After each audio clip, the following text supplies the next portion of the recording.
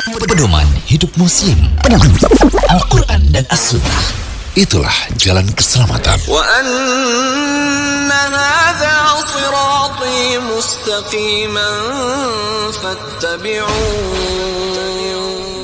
Doa setelah wudhu.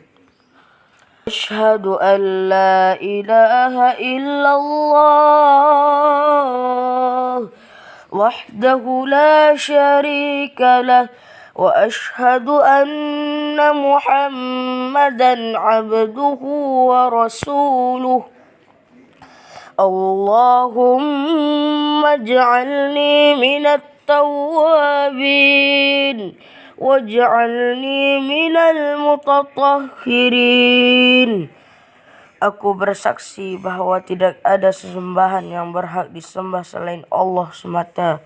Tidak ada sekutu baginya. Dan aku bersaksi bahwa Muhammad adalah hamba dan utusan Allah.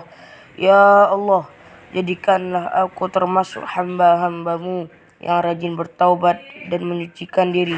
Hadis riwayat Muslim dan Tirmizi.